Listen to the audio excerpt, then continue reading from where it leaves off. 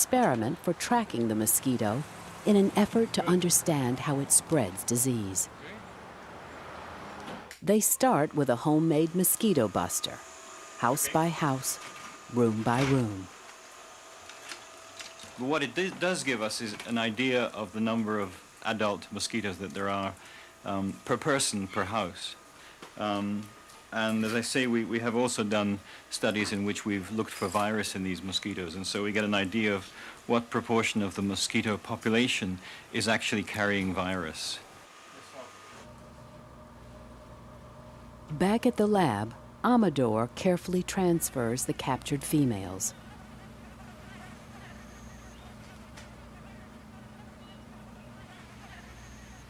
Next, he prepares a blood meal. But this blood is laced with a rare chemical called rubidium chloride. Although harmless, it will be absorbed into the mosquito's eggs, providing the scientist with a chemical marker.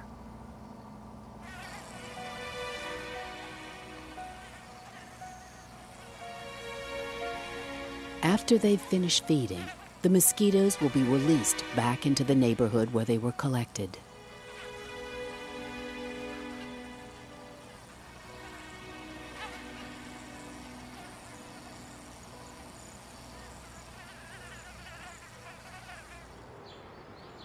Containers filled with water are placed in every yard within a half-mile radius of the initial release point.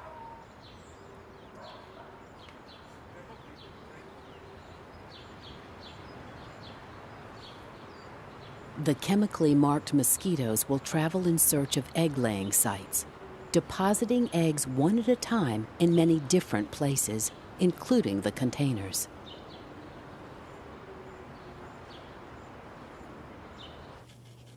Ten days later, after collecting the traps, Amador carefully scrapes the eggs from the paper of each container to test for rubidium.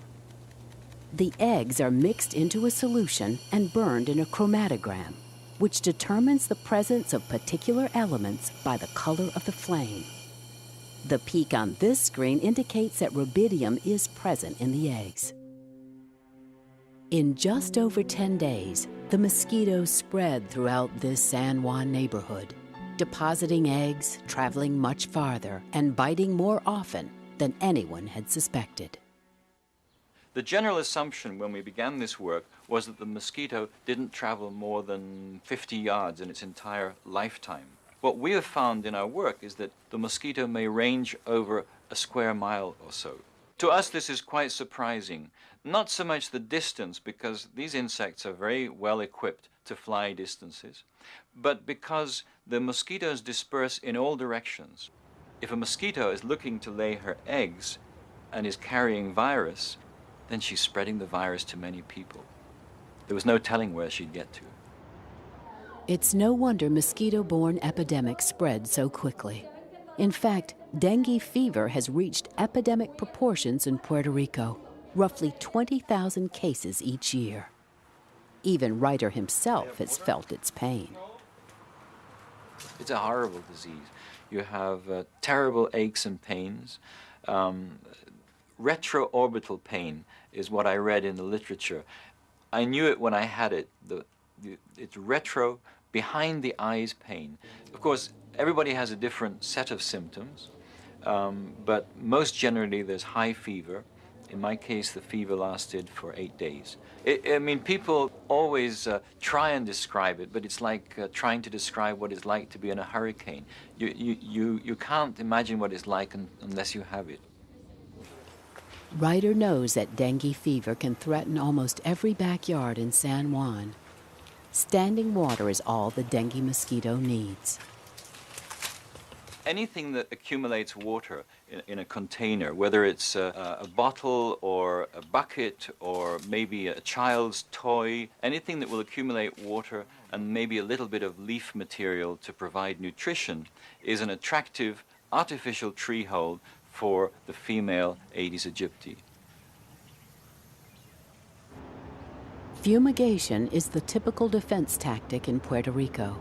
But insecticides rarely reach the adult female mosquitoes, who are usually resting indoors. People have been conditioned for so many years that the response to dengue cases is fumigation, that they feel that that is the answer. Unfortunately, it's not.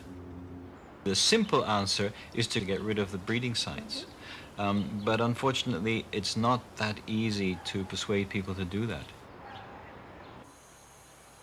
In southern Florida, mosquitoes are no longer a major carrier of disease.